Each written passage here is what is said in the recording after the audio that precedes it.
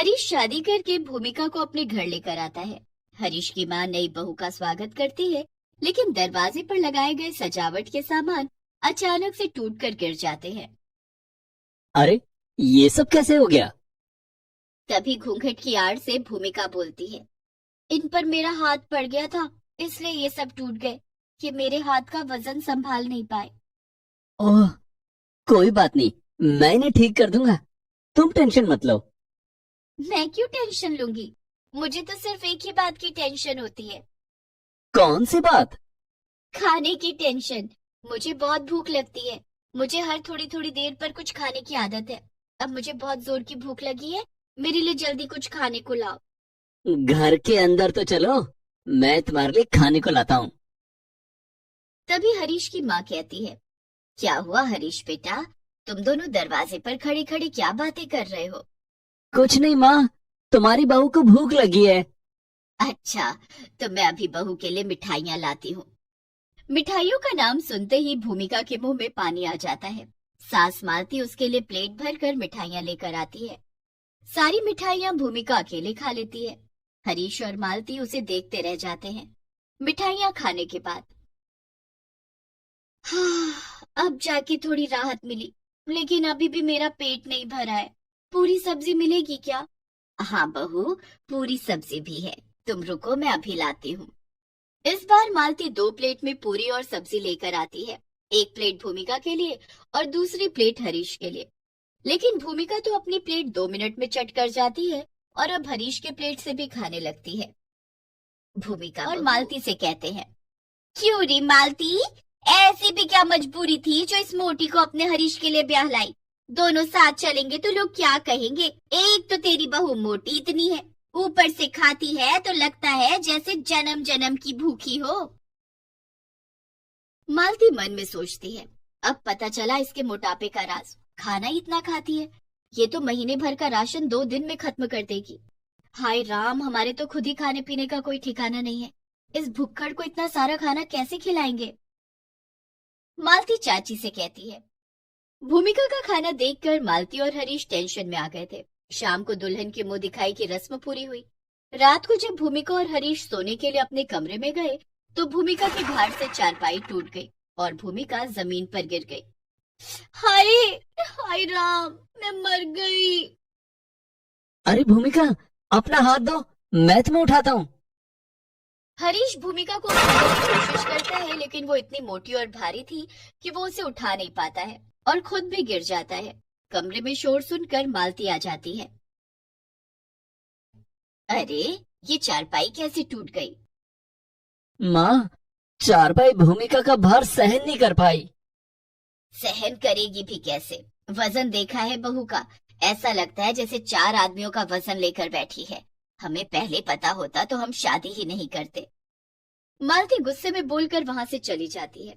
भूमिका को मालती की बात बहुत बुरी लगती है। हरीश भूमिका को सहारा देकर किसी तरह से उठाता है और टूटी हुई चारपाई हटाकर अलग रख देता है। आज से हम दोनों जमीन पर ही बिस्तर बिछाकर सोएंगे। ठीक है। हरीश और भूमिका जमीन पर बिस्तर बिछाकर सो जाते हैं। दूसरे दिन भूमिका की पहली रसोई थी। भूमिका ने ढेर सारा खाना बना लिया। अरे बहू, इतना खाना कौन खाएगा? सारे रिश्तेदार तो कल ही चले गए थे, घर में सिर्फ मैं, तू और हरीश हैं। माँ जी, ये सारा खाना मैं खाऊंगी, मुझे हर थोड़ी थोड़ी देर पर खाने की आदत है। वो तो मैं तुझे देखकर ही समझ गई थी, लेकिन रोज रोज तुझे इतना खाना हम नहीं खिला सकते। तुझे पता है कि हरीश रिक्शा चलाता है, उसकी कमाई इतनी नहीं है कि तुझे ढेर सारा खाना रोज खिला सके। तुझे अपने खाने की आदत कम करनी होगी। ठीक है माँ जी, मैं कोशिश करूंगी। उस दिन से भूमिका कोशिश तो करती कि वो खाना कम खाए, लेकिन उससे हो ही नहीं पाता था। उसे हर थोड़ी थोड़ी देर पर भूख लग जाती थी। कुछ ही दिनों में घर का सारा राशन खत्म हो गया। धीरे धीरे करके कुछ महीने बीत गए। हरीश जो भी कमा कर लाता भूमिका सब खाने पर खर्च कर देती। एक दिन हरीश काम से घर लौटा। माँ, खाना लगा दो, बहुत भूख लगी है।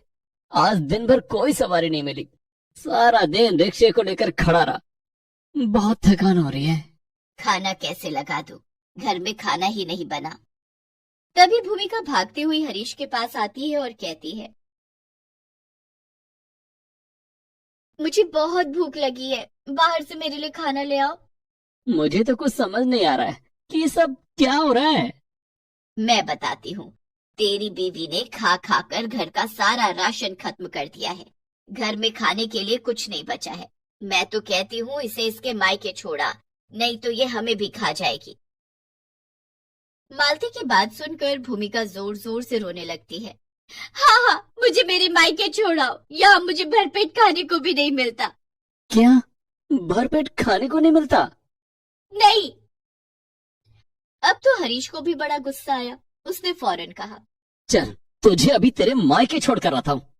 भूमिका अपने कुछ कपड़े लेकर हरीश के रिक्शे पर जाकर बैठ जाती है। हरीश जैसे ही रिक्शा चलाने लगा, वो रिक्शा खींच ही नहीं पा रहा था। बड़ी मुश्किल से काफी जोर लगाकर उसने रिक्शा खींचना शुरू किया, लेकिन तभी से आवाज आई और रिक्शा टूट गया। हे भगवान, किस घड़ी में मैंने इससे शादी की थी। गरीबी में आटा गीला हो गया। अब मैं कल से काम पर कैसे जाऊंगा? सुनिए जी, मुझे माफ कर दीजिए। तेरी वजह से मैं सड़क पर आ जाऊंगा। अब तो रिक्शा बनवाने के भी पैसे नहीं है मेरे पास, लेकिन तुझे तेरे मायके जरूर छोड़ कर आऊंगा। हरीश भूमिका को पैदल ही उसके मायके तक छोड़ने जाता है। चलते चलते भूमिका काफी थक जाती है। मैं थक गई हूँ, अब मुझसे नहीं चला जाता, गाड़ी कर लो जी। आप किसकी गाड़ी तोड़ना चाहती है? चुपचाप पैदल चल। किसी तरह दोनों चलते चलते भूमिका के घर पहुंचते हैं। भूमिका की माँ उन दोनों को देखकर बहुत खुश होती है। अरे भूमिका बेटी, अरे दामाद जी, आप दोनों इतनी रात में, आप दोनों पैदल क्यों आ रहे हैं? अपनी बेटी से पूछो। क्या हुआ भूमिका बेटी? भूमिका जोर जोर से रोती हुई कलावती के गले लग जाती है। माँ, माँ, मुझे वहाँ खाने को नहीं मिलता था। क्या क्या कहा? खाने को नहीं मिलता था? घर का सारा राशन खत्म करके कहती है कि खाने को नहीं मिलता था। अरे हमारे भूखों मरने की नौबत आ गई है। मेरा रिक्शा भी तोड़ दिया। अब मैं क्या करूंगा? क्या कमाऊंगा और क्या खाऊंगा? बेटी और दामाद को इस तरह से लड़ता हुआ देखकर कलावती सारा माजरा समझ जाती है। दामाद जी, आप परेशान मत होइए, पहले बैठिए, मैं आप दोनों के लिए खाना लगाती हूँ। कलावती बेटी दामाद को खाना खिलाती है और एक पोटली में मालती के लिए खाना बांधकर हरीश को विदा करती है। कलावती एक डॉक्टर के घर में काम करती थी। उसे एक उपाय सूझा। अगली सुबह, भूमिका बेटी, अच्छा किया जो तू यहाँ आ गई। क्यों, क्या हुआ माँ? मैं जहाँ पर काम करती हूँ ना, उनकी बेटी की देखभाल के लिए उन्हें किसी की जरूरत है। कल से तू मेरे साथ काम पर चलना। ठीक है माँ। भूमिका दूसरे दिन कलावती के साथ काम पर जाती है। वहाँ उसने देखा कि उसकी तरह ही एक बेहद मोटी लड़की है। माँ, काम क्या करना होगा? बेटी, ये पारुल है, मेरे मालिक की बेटी। इसकी शादी हो गई थी, लेकिन मोटापे के कारण इसके पति ने इसे छोड़ दिया, जिस कारण ये पागल हो गई है। इसे भी तेरी तरह बहुत खाने का शौक था। क्या? पति ने छोड़ दिया, पागल हो गई? हाँ, अभी तो इसका घर पर इलाज चल रहा है, लेकिन ठीक नहीं हुई तो इसे पागल खाने भेजना पड़ेगा। पारुल की हालत देखकर भूमिका अपने बारे में सोचकर डर जाती है। मेरे पति भी मेरे मोटापे के कारण मुझे मायके छोड़ गए हैं। कहीं उन्होंने भी मुझे हमेशा के लिए छोड़ दिया और मैं पागल हो गई तो? नहीं नहीं नहीं नहीं नहीं, नहीं, नहीं, मैं ऐसा नहीं होने दूंगी। उस दिन के बाद से भूमिका पारुल की देखभाल तो करने ही लगी, साथ ही उसने अपनी बार बार खाने की आदतों को कम कर लिया। वो रोज सुबह उठकर व्यायाम भी करने लगी। कुछ महीनों में भूमिका का मोटापा कुछ कम हो गया। माँ, अब मैं ससुराल जाना चाहती हूँ। हाँ बेटी, जरूर जा। भूमिका अपने कमाए हुए पैसे लेकर ससुराल पहुंची। हरीश और मालती ने जब देखा कि उसका मोटापा काफी कम हो गया था, वे काफी हैरान हुए। भूमिका, तुम? भूमिका ने हरीश के हाथ में पैसे देते हुए कहा, मुझे एहसास हो गया है कि मेरे ज्यादा खाने और मोटापे की वजह से हमारा कितना नुकसान हुआ है। अब मैं और पतली होकर दिखाऊंगी। इन पैसों से आप रिक्शा ठीक करवा लेना। रिक्शा तो मैंने ठीक करवा लिया। हरीश और मालती भूमिका को गले लगा लेते हैं और अब भूमिका अपना वजन और कम करने में जुट जाती है। बबीता बहुत गरीब लड़की थी। पिता के देहांत के बाद छोटे भाई और माँ की जिम्मेदारी उसके नाजुक कंधों पर आ गई थी। लेकिन एक दिन अचानक बबीता की किस्मत बदल गई और वो जादुई मेहंदी वाली लड़की बन गई। भोलानाथ के देहांत के बाद सुनीता फूट फूट कर रो रही थी। बबीता ने अपनी माँ को ढांढस बंधाते हुए कहा, मत रो माँ, पिताजी का जाना हम सब के लिए बहुत दुखद है, लेकिन अगर तुम भी इस तरह टूट जाओगी तो मेरे छोटे भाई धीरू का क्या होगा? वो अभी बहुत छोटा है, उसे कौन संभालेगा? बबीता बेटी, हमारे घर में तेरे पिता ही कमाने वाले थे, अब वो भी हमें छोड़कर चले गए। हमारे घर का खर्चा कैसे चलेगा? धीरू की पढ़ाई भी छूट गई। तुम चिंता मत करो माँ, मैं कोई न कोई काम करके पैसे कमाऊंगी जिससे हमारा गुजारा चल जाएगा। मैं धीरू को भी पढ़ाऊंगी। बबीता लोगों के घरों में काम मांगने जाने लगी। एक घर में एक बूढ़ी औरत अकेली रहती थी। बबीता को उसके घर में काम मिल गया। बेटी, तुम्हें मेरे घर का सारा काम करना होगा, जैसे खाना बनाना, बर्तन धोना, सफाई करना, बाजार से सामान लाना और बगीचे में लगे पौधों की देखभाल करना। इस काम के लिए मैं तुम्हें 5,000 रुपए दूंगी। जी ठीक है, मैं आपका सारा काम कर दूंगी। बबीता दूसरे दिन से बूढ़ी औरत के घर का सारा काम करने लगी। बबीता ने देखा कि उस बूढ़ी औरत के घर में बहुत बड़ा बगीचा था, जिसमें तरह तरह के पौधे लगे हुए थे। उसमें से एक पौधा मेहंदी का था। बबीता को पेड़ पौधों से बहुत लगाव था। वो सभी पौधों का बहुत ख्याल रखती और उन्हें समय समय पर पानी देती। एक दिन की बात है, बूढ़ी औरत की तबीयत बहुत खराब हो गई। अम्मा, आपकी तबीयत बहुत खराब है, मैं आपको डॉक्टर के पास ले चलती हूँ। नहीं बिटिया, उसकी कोई जरूरत नहीं है। क्यों अम्मा? मेरे बगीचे में एक मेहंदी का पौधा है, तो उस पौधे से थोड़े से मेहंदी के पत्ते तोड़ कर ले आ। बबीता बगीचे में जाकर मेहंदी के पत्ते तोड़ कर ले आती है। ये लो अम्मा, मैं मेहंदी के पत्ते ले आई, क्या इसे पीसना होगा? नहीं बिटिया। बूढ़ी औरत ने मेहंदी के पत्तों पर अपना हाथ फिराया और पत्ते अपने आप पिसकर पेस्ट बन गए। ये कैसा चमत्कार है अम्मा? ये जादुई मेहंदी का पौधा है। इस मेहंदी को मेरे दोनों हाथों में लगा दे, मेरी तबीयत ठीक हो जाएगी। बबीता ने ऐसा ही किया। थोड़ी देर के बाद बूढ़ी औरत की तबीयत ठीक हो गई। अम्मा, ये मेहंदी का पौधा क्या कोई और जादू भी कर सकता है?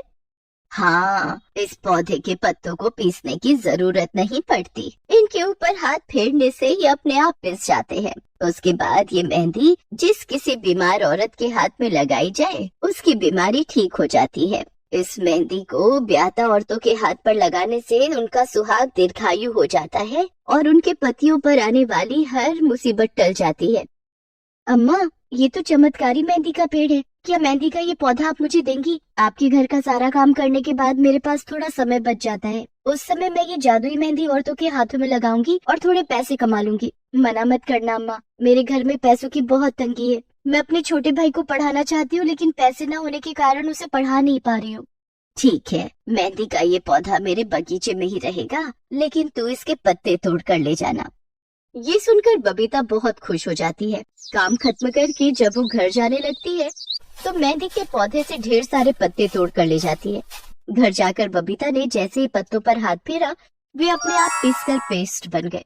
बबीता मेहंदी के पेस्ट को एक कूप में भर लेती है और गली मोहल्ले में घूम घूम कर आवाज लगाने लगती है, मेहंदी लगवा लो, डिजाइनर मेहंदी लगवा लो, जादुई मेहंदी लगवा लो। रीना आओ, मीना आओ, चाची आओ, काकी आओ, जादुई मेहंदी लगवाओ। ए मेहंदी वाली। जी मैडम जी। तेरे मेहंदी में क्या जादू है? मैडम जी, जो औरत इस मेहंदी को अपने हाथों में लगवाएगी उसका सुहाग दीर्घायु होगा और उसके सुहाग पर आने वाली हर मुसीबत टल जाएगी। अच्छा, ऐसी बात है, चलो ट्राई करते हैं। जरा मेरे हाथों में मेहंदी लगाना। बबीता उस औरत के हाथों में मेहंदी लगाने लगती है। बबीता ने बहुत सुंदर डिजाइन बनाकर मेहंदी लगाई। अरे वाह, तूने तो बहुत सुंदर मेहंदी लगाई है। कितने पैसे हुए? 40 रुपए मैडम जी, 20 एक हाथ के और 20 दूसरे हाथ के। बस ठीक है, ये ले तेरे 40 रुपए। और हाँ, तेरी मेहंदी में कोई जादू है या नहीं ये भी पता चल जाएगा। ठीक है मैडम जी, अच्छा अब मैं चलती हूँ। बबीता वहाँ से चली गई। तभी उस औरत का पति घर आ गया। अरे, आप इतनी जल्दी घर आ गए? आज ऑफिस से जल्दी छुट्टी हो गई क्या? ऑफिस की बिल्डिंग में आग लग गई है। आग बुझाने के लिए दमकल को बुलाना पड़ा। कई लोग अभी भी बिल्डिंग में फंसे हुए हैं। वो तो अच्छा हुआ कि ऑफिस पहुंचने से पहले किसी ने मुझे फोन करके सब बता दिया और मैं घर वापस आ गया। अच्छा, तभी उस औरत को बबीता की बात याद आई। मैडम जी, जो औरत इस मेहंदी को अपने हाथों में लगवाएगी उसका सुहाग दीर्घायु होगा और उसके सुहाग पर आने वाली हर मुसीबत टल जाएगी। उस मेहंदी वाली ने ठीक कहा था, ये मेहंदी सचमुच में जादुई है। मेरे सुहाग पर आने वाली मुसीबत पहले ही टल गई, वरना आज कुछ भी हो सकता था। अरे तुम क्या बड़बड़ा रही हो? औरत ने अपने पति को जादुई मेहंदी वाली बात बताई। अरे ये जादू वादू कुछ नहीं होता, ये सब बेकार की बातें हैं। लेकिन कुछ तो बात जरूर है। उधर बबीता मेहंदी लगाने के लिए आवाजें लगा रही थी। मेहंदी लगवा लो, डिजाइनर मेहंदी लगवा लो, जादुई मेहंदी लगवा लो। ए मेहंदी वाली, मेरे दोनों हाथों में मेहंदी लगा दे, और पैसे मैं तब दूंगी जब तेरी मेहंदी अपना जादू दिखाएगी। ठीक है मैडम जी। बबीता उस औरत के दोनों हाथों में मेहंदी लगा देती है। मेहंदी लगाने के बाद, अच्छा मैडम जी, अब मैं चलती हूँ, मैं कल फिर आऊंगी अपने पैसे लेने। पैसे तो तब मिलेंगे ना जब तेरी मेहंदी अपना जादू दिखाएगी। मैडम जी, मेरी जादुई मेहंदी का जादू आपको जरूर दिख जाएगा। इतना कहकर बबीता वहाँ से आगे चली गई और मेहंदी लगाने के लिए आवाजें लगाने लगी। थोड़ी देर में उस औरत के पति का फोन आया। हेलो। हेलो सुजाता, आज मैं बाल बच गया, नहीं तो मेरा एक्सीडेंट हो जाता। अरे लेकिन ये सब कैसे हुआ? मैं ऑफिस जा रहा था, तभी पीछे से एक तेज रफ्तार ट्रक आ रही थी। ट्रक मुझे धक्का मारने वाली थी कि किसी ने मेरा हाथ पकड़कर मुझे अपनी तरफ खींच लिया और मेरी जान बच गई। अच्छा, वो मेहंदी वाली ठीक ही कह रही थी, ये जादुई मेहंदी है। कौन मेहंदी वाली? औरत अपने पति को बबीता के बारे में सब कुछ बता देती है। इधर बबीता की जादुई मेहंदी अपना काम कर रही थी। बबीता दूसरे दिन भी जादुई मेहंदी लगाने के लिए गली मोहल्लों में निकली। मेहंदी लगवा लो, जादुई मेहंदी, बड़ी से बड़ी बीमारी ठीक कर देगी जादुई मेहंदी। तभी बबीता को उस औरत ने आवाज लगाया जिसने उसे मेहंदी लगाने के पैसे नहीं दिए थे। ए मेहंदी वाली। जी मैडम जी। ये ले तेरे पैसे, तूने सही कहा था, तेरी मेहंदी जादुई है। कल तेरी जादुई मेहंदी के कारण मेरे पति की जान बच गई। मेरी तरफ से कुछ और पैसे रख ले। धन्यवाद मैडम जी। तभी मोहल्ले की और औरतें भी बबीता को मेहंदी लगाने के लिए बुलाने लगी। ए मेहंदी वाली, जरा इधर आना। जी मेम साहब, मेरी सास को पिछले 5 दिन से बुखार है, उनका बुखार नहीं उतर रहा। क्या तेरी मेहंदी से बड़ी बीमारी ठीक हो जाती है? जी मेम साहब, मैं अभी अम्मा जी के हाथों में मेहंदी लगा देती हूँ। बबीता ने उस औरत की सास के दोनों हाथों में मेहंदी लगा दी और कुछ ही देर के बाद उसका बुखार उतर गया। अरे वाह, तेरे हाथों में तो जादू है।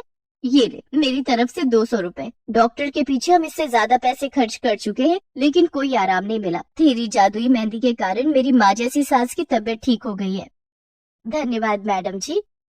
अब पूरे शहर में बबीता और उसकी जादुई मेहंदी की चर्चा होने लगी थी। लोग उसे अपने घर बुलाकर मेहंदी लगवाते और उसे ज्यादा पैसे देते। इधर बबीता अपनी मालकिन के घर भी काम करती और बचे हुए समय में औरतों के हाथों में जादुई मेहंदी लगाती। औरतों ने उसे जादुई मेहंदी वाली लड़की के नाम से बुलाना शुरू कर दिया था। इसी तरह से धीरे धीरे दिन बीत रहे थे। जादुई मेहंदी के कारण बबीता की अच्छी कमाई होने लगी थी। उसने अपने छोटे भाई धीरू का नाम स्कूल में लिखवा दिया था। घर की आर्थिक हालत भी सुधरने लगी थी। तभी एक दिन अचानक बबीता की मालकिन का देहांत हो गया। माँ, मालकिन तो रही नहीं, अब मैं कहाँ काम करूँगी? सिर्फ मेहंदी लगाकर तो गुजारा नहीं हो सकेगा, मुझे फिर से दूसरों के घरों में काम मांगने जाना पड़ेगा। बबीता बेटी, अब तुझे किसी के घर पर काम करने की क्या जरूरत है? मालकिन के घर से वो जादुई मेहंदी का पौधा हमारे घर ले आ और यहीं लगा दे। मेरी मान, तो तू अब सारा ध्यान मेहंदी लगाने के काम पर लगा। ठीक है माँ। बबीता ऐसा ही करती है। वो अपनी मालकिन के घर से जादुई मेहंदी का पौधा अपने घर ले आती है और अब फुल टाइम मेहंदी लगाने का काम करने लगती है। उसकी जादुई मेहंदी के कारण दूर दूर से औरतें उससे मेहंदी लगवाने आती। धीरे धीरे बबीता का मेहंदी लगाने का काम बहुत अच्छा चल पड़ा और उसकी अच्छी कमाई होने लगी। बबीता ने कुछ पैसे इकट्ठे करके एक मेहंदी पार्लर खोल लिया। अब शहर की बड़ी बड़ी शादियों में उसे दुल्हन को मेहंदी लगाने के लिए बुलाया जाने लगा। फोन पर, बबीता, कल मेरी बेटी की शादी है, मैं चाहती हूँ कि तुम उसके हाथों में जादुई मेहंदी लगा दो, जिससे उसका सुहाग दीर्घायु हो और सुरक्षित रहे। मैं तुम्हें पैसों में तोल दूंगी। ठीक है मैडम जी, मैं आज शाम को आपके घर आकर आपकी बेटी के हाथों में मेहंदी लगा दूंगी। इस तरह बबीता अपनी जादुई मेहंदी के कारण खूब चर्चित हो गई और ढेर सारा पैसा कमा